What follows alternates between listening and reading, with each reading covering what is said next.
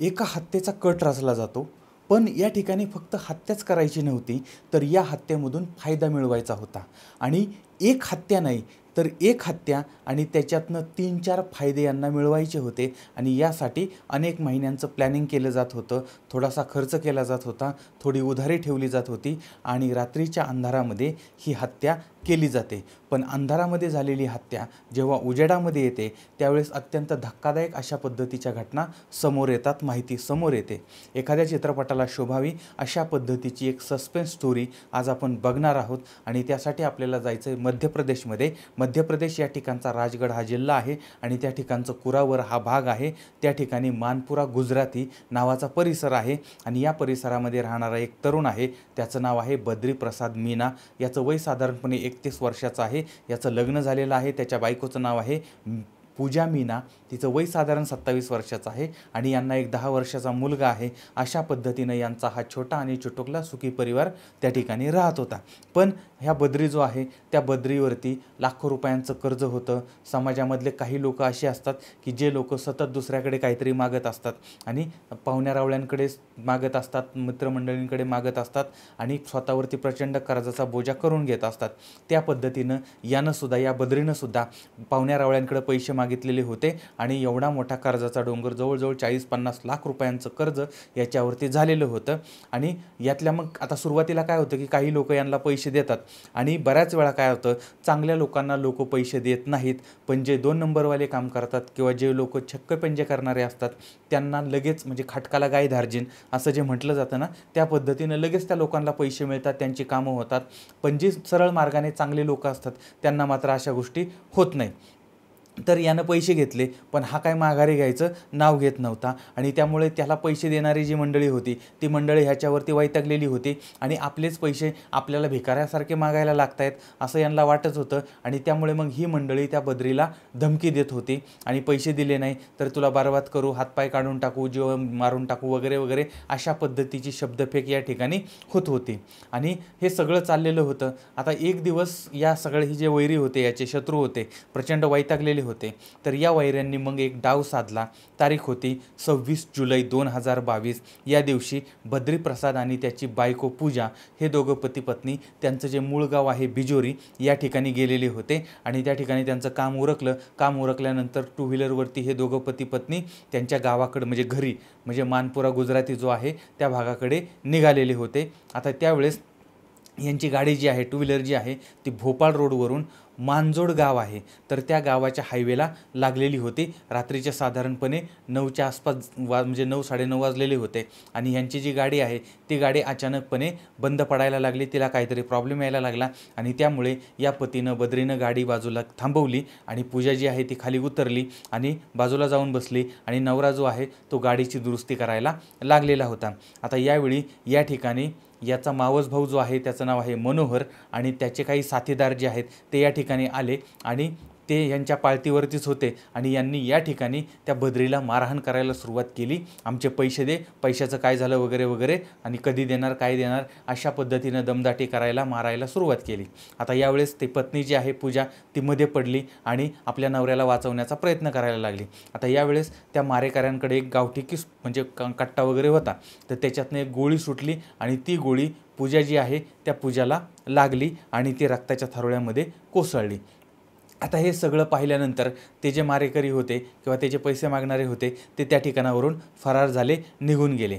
आता इकडं त्या बद्रीची अवस्था अत्यंत वाईट झाली होती कारण एका बाजूला त्याची बायको रक्ताच्या थारोळ्यात पडलेली आहे, दुसऱ्या बाजूला त्याची गाडी जी आहे ती बंद पडलेली आहे. काय करावं त्याला सुचत नाही आहे. त्यानं आरडाओरडा केलेला आहे, आजूबाजूच्या लोकांची मदत घेतलेली आहे आणि त्यानंतर कसं बसतं त्यानं त्या बायकोला जवळच्या दवाखान्यामध्ये दाखल केलं. पण डॉक्टरांनी या पूजाला मयत घोषित केलं. त्यानंतर पोलिसांना कळवण्यात आलं. पोलीस घटनास्थळी आले, पोलीस दवाखान्यामध्ये आले आणि कायदेशीर प्रक्रिया जी आहे ती सुरू झालेली होती.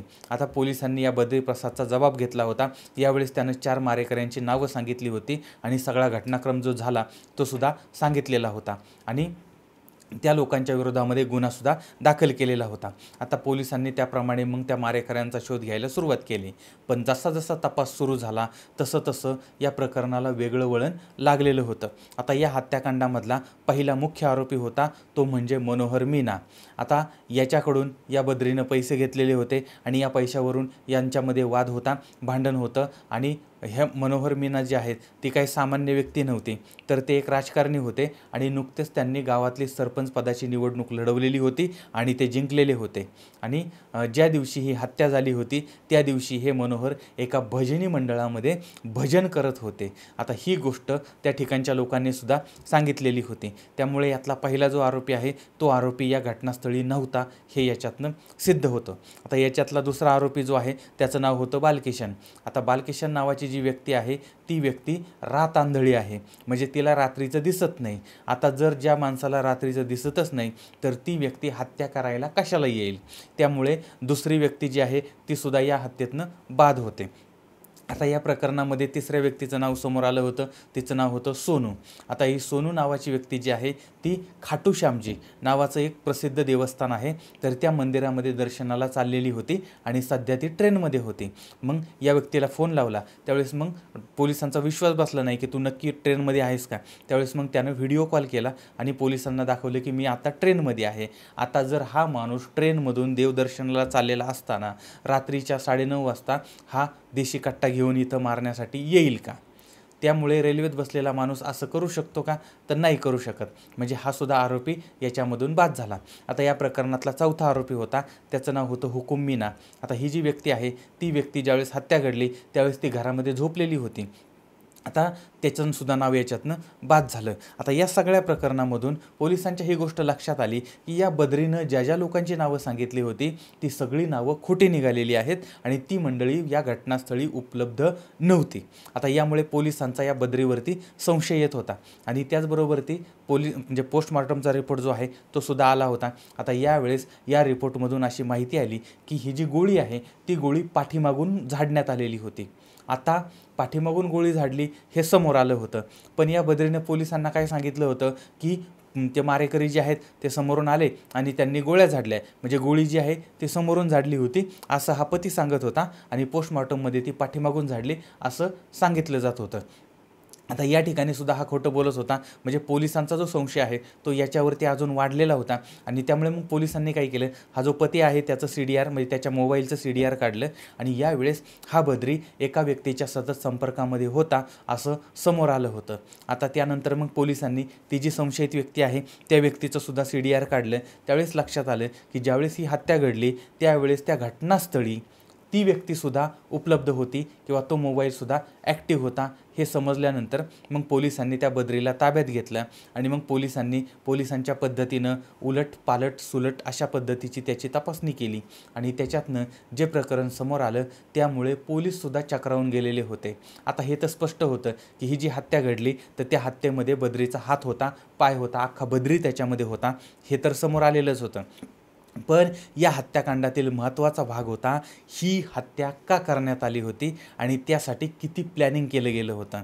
आता बघा, हा जो बद्री आहे, बद्री, त्याची बायको आणि त्याचा मुलगा असा हा त्रिकोणी परिवार आहे. आता त्याच्या बायकोचं म्हणजे आता त्याच्यातली कारणं तुम्हाला सांगतो. आता ह्या पती पत्नींचा संसार चाललेला होता. याच्यामध्ये बायकोचं मत असं होतं की त्यांचा जो मुलगा आहे त्या मुलाला भोपाळला आपण शिकायला पाठवूया आणि बद्री काय तो ऐकत नव्हता आणि यामुळे नवरा बायकोमध्ये वाद होत होता. दुसरी गोष्ट, हा बद्री अत्यंत तसला माणूस होता, म्हणजे या बद्रीचे अनेक तरुणींबरोबर ती अनैतिक संबंध होते. एवढंच नाही तर भोपाळमध्ये राहणारी एक तरुणी होती, त्या तरुणीबरोबर ती सुद्धा याच्याबरोबर याचं जवळचे संबंध होते आणि ती तरुणी याच्या पाठीमागं लग्नाचा तगादा लावत होती.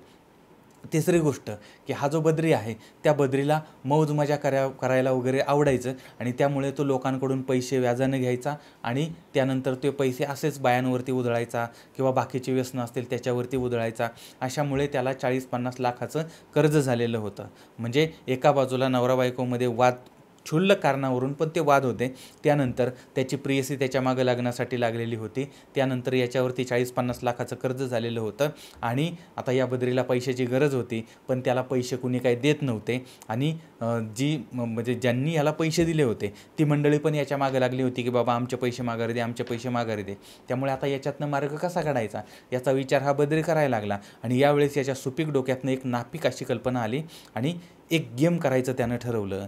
एक गेम करायची आणि याच्यामधून अनेक फायदे मिळवायचे. पण ही गेम काय होती, तर ती गेम होती कर्जातून मुक्त होण्याची, ती गेम होती प्रेयसीबरोबर लग्न करण्याची, ती गेम होती लाखो रुपये मिळवण्याची. आणि सगळ्यात महत्त्वाचं, ज्यांनी आपल्याला पैसे दिले, ज्यांनी आपल्याला अडचणीमध्ये मदत केली त्या मंडळींना अश्व लावण्याचं, अशा पद्धतीचं प्लॅन होता, अशा पद्धतीची गेम होती. आणि या मंडळींना पण ब्लॅकमेल करायचं.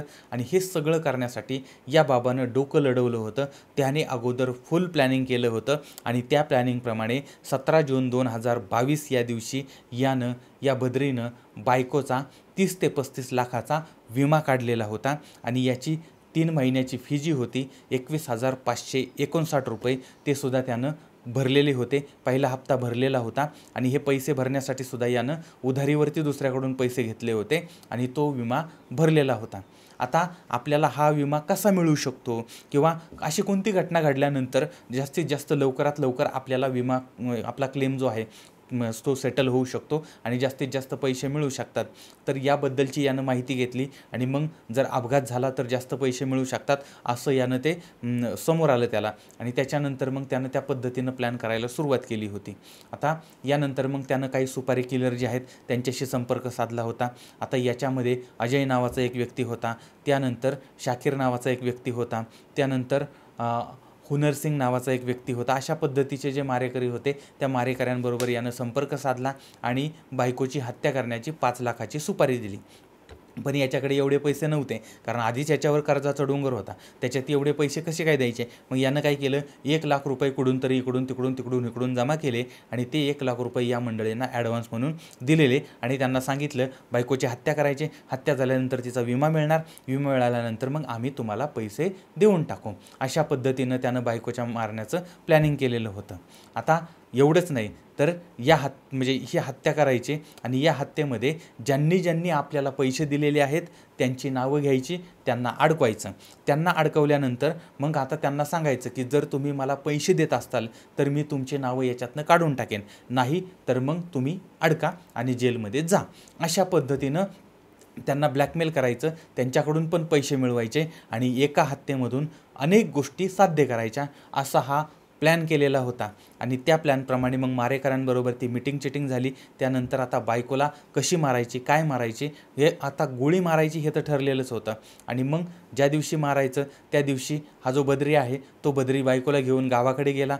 त्यानंतर मग गावाकडे गेल्यानंतर मग रात्री तो माघारी येणार. माघारी आला, माघारी येत असताना अंधारामध्ये तो गाडी जी आहे त्या गाडी त्याची बंद पडली किंवा बिघडली असं तो दाखवणार. पण आता गाडी थांबवणार कुठं, तर ह्यांनी काय केलं होतं, यांच्या ज्या 2 व्हीलर आहेत, यांच्या ज्या गाड्या आहेत तर त्या गाड्या यांचं इंडिकेटर चालू ठेवायचं आणि त्या गाड्या रोडच्या कडेला उभे करायच्या. आता तिकडून हा बद्री बायकोला घेऊन येणार, मग तो इंडिकेटर बघणार किंवा इथं इंडिकेटर लावलेल्या गाड्या उभ्या आहेत. त्यानंतर मग त्याच्याच अलीकडं पलीकडं हा याची गाडी आपली बंद पडली, पेट्रोल संपलं, असं झालं तसं झालं, असं करत त्याला सिग्नल मिळाला की तो त्याची गाडी थांबवणार. गाडी थांबवली की त्यानंतर मग हे मारेकरी येणार आणि त्या बद्रीच्या बायकोची हत्या करणार. आणि त्यानंतर मग बद्री दवाखान्यात घेऊन जाणार आणि मग पोलिसांना बोलवणार. आणि मग ज्यांनी पैसे दिलेले आहेत त्यांचे पैसे लुबाडण्यासाठी, म्हणजे त्यांच्याकडूनच ब्लॅकमेल करण्यासाठी मग त्यांची नावं तो पोलिसांना सांगणार. असा सगळा कट शिजलेला होता आणि याच कटाप्रमाणे ही हत्या झालेली होती. पण काही तासामध्येच या बद्रीचा भांडाफोड पोलिसांनी केलेला होता. आता एवढं सगळं करूनसुद्धा या बाबाला शेवटी काय मिळालं, जी बायको याच्यावरती खरं प्रेम करत होती, जीव लावून प्रेम करत होती, त्यानं हिचीच हत्या केलेली आहे. त्याचबरोबर ती स्वतःचा मुलगा, त्या मुलालासुद्धा त्यानं अनाथ बनवलेलं आहे. आणि जेवढं कर्ज याच्यावरती होतं तेवढं कर्ज काढलं होतं, तेवढं त्याच्यापेक्षा जास्त कर्ज आता त्याचं वाढलेलं आहे. आणि ज्या प्रेयसीला मिळवण्यासाठी त्यानं हे सगळं केलं होतं ती प्रेयसीसुद्धा त्याला कधी परत मिळणार नाही. आणि ज्या लोकांनी आपल्याला मदत केली होती त्यांनाच अडकवण्याचा आणि अश्व लावण्याचा प्रयत्न केला. त्यामुळे आता ही मंडळी त्याच्याकडून तर पैसे वसूल करतील आज ना उद्या, पण ह्याची परतफेडसुद्धा याच्याकडून करतीलच. त्याचबरोबर ते मारेकरी जी आहेत, ज्यांना 1,00,000 रुपये दिले होते आणि उरलेले पैसे द्यायचे होते, ती मंडळीसुद्धा याच्याकडून कधी ना कधीतरी पैसे वसूल करणारच. म्हणजे एका मूर्खपणाच्या निर्णयामुळे या माणसानं आपलं सगळं आयुष्य आणि दुसऱ्याचं सुद्धा आयुष्य उद्ध्वस्त करून टाकलेलं होतं. आणि त्यामुळे ही सगळी जी घटना आहे, ती घटना आपल्याला फार मोठा धडा देऊन जाते की जी लोकं अशा पद्धतीनं दुसऱ्याचं नुकसान करण्याचं, वाईट करण्याचं, वाटोळं करण्याचा प्लॅन करतात किंवा दुसऱ्याचं काहीतरी वाटोळं करून स्वतःचा फायदा घेण्याचा जी मंडळी विचार करतात किंवा काहीतरी चुकीचं करण्याचा प्रयत्न करत असतील, तर अशी जी मंडळी आहेत ना, त्या मंडळींना हा फार मोठा धडा आहे. बाबांनो, अशा भानगडीमध्ये पडू नका. लक्षात ठेवा, शकुनीचे फासे जे असतात ना, ते फासे हे बरोबर पडतात, पण अपशकुनी फासे जे असतात ना, ते कधीही नीट पडत नाहीत. आणि अशा अपशकुनीचे फासे हे नंतर गळ्याचे फासे बनतात आणि त्यानंतर मात्र त्याची अत्यंत मोठी शिक्षा भोगायला लागते. त्यामुळे आपण दुसऱ्याचं नुकसान करून स्वतःचा फायदा करून घेण्यापेक्षा, दुसऱ्याचं वाईट करून स्वतःचं चांगलं करून घेण्यापेक्षा, त्याचंही चांगलं होऊ द्या, माझंही चांगलं होऊ द्या, हा जर विचार ठेवला तर आपलं चांगलं होतं. आणि वाईटाचा जर विचार केला तर तसंच घडतं. त्यामुळे आपल्या विचारांवरती आपलं आयुष्य आणि आपलं भविष्य अवलंबून असतं. परत एकदा सांगतो की कोणाला मारणं, हिंसाचार करणं किंवा अशा पद्धतीच्या घटना घडवणं याच्यातनं कधीही भलं होत नाही. त्यामुळे अशा गोष्टींपासून दूर राहा. कायदा हातात घेऊ नका, उलट कायद्याला सपोर्ट करा. बरं, आता याबद्दल तुमचं मत काय आहे ते सुद्धा मला जरूर कळवा. पुन्हा भेटूया पुढच्या भागामध्ये. तोपर्यंत धन्यवाद.